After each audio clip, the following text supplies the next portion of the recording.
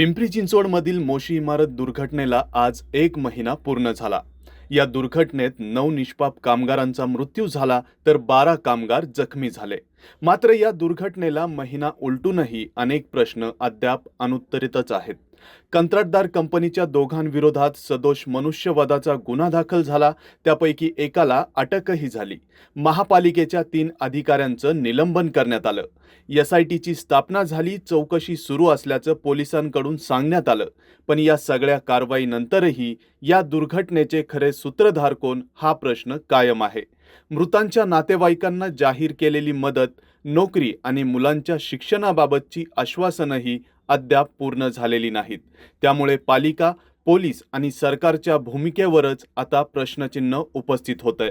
आत्ता आमची सोमवारी पण मीटिंग झाली होती, त्यामध्ये पण काही झालेलं नाही आहे. तर आज आमची मीटिंग होती, तर त्यांनी आम्हाला अजून एक सोमवारचा दिवस दिला आहे. आम्हाला आयुक्तांनी कंपनीच्या लोकांशी आज मीटिंग घडवली होती, पण त्यांनी आमच्याकडून अजून पण सोमवारी फायनल सांगणार आहेत ते.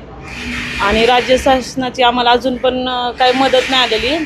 पालिकेचे 10 लाख रुपये आमच्या अकाउंटमध्ये आलेले आहेत. कंपनीचे कर्मचारी तुमच्याशी काही संपर्क वगैरे साधतात का?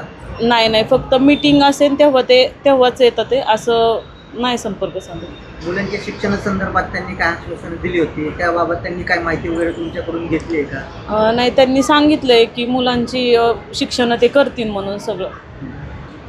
आतापर्यंत जी तुम्हाला रक्कम मिळाली महानगरपालिकेकडून, शासनाची अजूनही प्रलंबित आहे, कंपनीची प्रलंबित आहे, याच्यावरती तुम्ही सकारात्मक आहात का? काय वाटतं? आम्ही सांगितलं होतं की कंपनीवाल्यांना जी त्यांनी 25 लाख रुपये रक्कम दिली ती आम्हाला मान्य नाही, कारण का त्याच्यात 2 मुलं, घरचे आईवडील ह्याचं काहीच होणार नाही म्हणून आम्ही रकमेत वाढ करायला सांगितली होती. पण गेल्या मीटिंगमध्ये पण त्यांनी आम्हाला काहीच रिस्पॉन्स दिला नाही.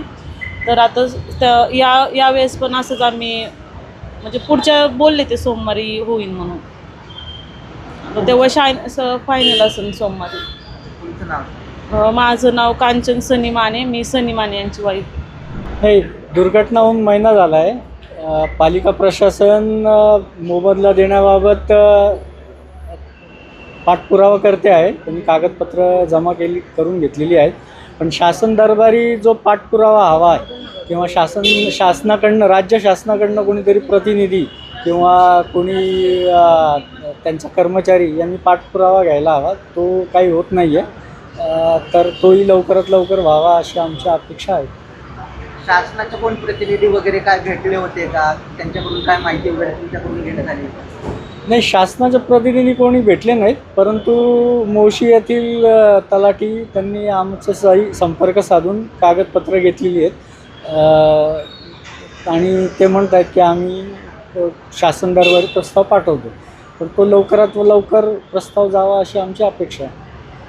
नाव सांगा. माझं नाव विशाल आसुदेकर, मी मृत भावेशवाणी याचा मेवण आहे. इथून पाठीमागं तर आहे ना, आम्हाला थोडा रिस्पॉन्स होल्डवर ठेवला होता. पण आता कुठेतरी पॉझिटिव्ह दिसतं ते आयुक्त साहेब, कारण की आयुक्त साहेबांनी आम्हाला भरपूर मदत केली, सहकार्य केले. आम्ही जेवढे त्यांना कॉल केले त्यांनी ते रिस्पॉन्स दिला. आणि पालिकेने पण त्यांनी जी अमाऊंट ठरवली होती 10 लाख रुपये, तीही आमच्या सर्वांच्या अकाउंटला आले. 2 जण वगळता त्यांचं काही कारणामुळं. आणि जी कंपनीची अमाऊंट आहे ती कंपनीची अमाऊंट अजून फायनल नाही झाली की किती देणार आहे आपण, त्यामुळं थोडं थांबलं आहे. आणि राज्य शासनाचं आम्ही सर्व डॉक्युमेंटेशन कंप्लीट केल्यानंतर पण तिकडनं काही रिस्पॉन्स अजून आलेला नाही आहे. तो जसा येईल त्यावेळेस आम्हाला समजेल. पण आमच्यामध्ये कोण कोऑर्डिनेटर मध्ये नाही आहे, त्याच्यामुळं आम्हाला समजत नाही आहे की आमच्यासोबत कोण कोऑर्डिनेट करणार आहे ना. त्यांचं म्हणजे पाण्यात दगड मारल्याने हा प्रकार आहे. पण पाहू आता पुढे जाऊन काय माहिती आली. तर ज्यावेळेस दुर्घटना घडली त्याच वेळेस कंपनीने देखील 25 लाखाचे अनामत रक्कम जाहीर केली होती. परंतु आता ही भेटण्यासाठी 1 महिना उलटून होतोय. नक्की काय बोलणं झालं कंपनीशी? असे काय त्यांनी लिहून दिलेली तरतूद आहे का तुमच्यासोबत? अजून तरी काही लिहून नाही दिलेलं. जे पुढच्या मीटिंगमध्ये फायनल होईल. आणि जे अमाऊंट पहिल्यांदा 25 सांगितली होती त्या 25मध्ये इन्शुरन्स, ESI, PF ह्या सगळ्या गोष्टी इन्क्लुडिंग होत्या. त्यामुळं त्या गोष्टीवर मान्य नव्हतं. मग आता ती आयुक्त साहेबांनी ही मीटिंग घडवून आणली आणि आयुक्त साहेबांनी सांगितलं की इन्शुरन्स हा वेगळा असला पाहिजे आणि तुम्ही कंपनी काय देते आहे ह्या गोष्टीवर चर्चा झाली आहे. आयुक्त साहेब पॉझिटिव्ह होते. त्यामुळं आता पुढच्या मीटिंगमध्ये सगळ्या गोष्टी समजतील. नाव सांगा. नाव सांग. माझं नाव सतीश गायकवाड आहे. मी राहुल गायकवाडचा आणि सनी मानेचा भाऊ आहे. राज्य सरकारकडे आत्तापर्यंत प्रतिनिधी कोणीच नाही आला. आम्हाला जसं सांगितलं गेलं की तहसीलदार किंवा तलाठी कार्यालयामध्ये डॉक्युमेंट जमा करा, तुम्हाला एक 3 दिवसात किंवा 4 दिवसात पेमेंट जमा होईल. पण त्या संदर्भात पेमेंट काही जमा झालेलं नाही. पालिकेचं जमा झालेलं आहे.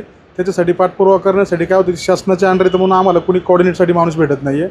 पालिकेच्या माध्यमातून आम्हाला आयुक्त सर असतील, स्थानिक नगरसेवक असतील, यांच्याकडनं बऱ्यापैकी आम्हाला सपोर्ट झाला आहे. आमच्या 2 किंवा 3 मीटिंग झाल्या. त्या संदर्भात आम्हाला त्यांनी बऱ्यापैकी पॉझिटिव्ह निर्णय दिले. आमच्या ज्या मागण्या होत्या किंवा मुलांचे शिक्षण असेल, दवाखान्याचा खर्च असतील, बऱ्याचशा आमच्या अशा मागण्या होत्या 4-5 त्याच्यामध्ये, तर त्या बऱ्यापैकी आम्हाला पॉझिटिव्हमध्ये आलेल्या आहेत. राहिल्यात आमच्या कंपनीचं आमचं ज्यावेळेस त्यांनी आम्हाला ते कंपोजिशन चालू केलं की 25 लाख रुपये, त्याच्यामध्ये आम्ही कुठलेच कुटुंब सहमत नव्हतं. कारण एका व्यक्तीची 25 लाख रुपये अमाऊंट ही कुठल्याही हिशोबाने ठेवली. आणि सगळ्यात महत्त्वाचं की त्यांचे वय कमी होते. प्रत्येक महिला आज वय कमी असल्यामुळं आज त्यांच्यावर सगळं उदारनिर्णयाचा खूप मोठा निर्णय आहे. आणि त्याच्यामुळं कुटुंब ॲक्सेप्ट नव्हतं कुठलंच की आपण सगळं, आणि विशेष म्हणजे आमचे सगळे कुटुंब एकत्र येऊन हा लढा करतो.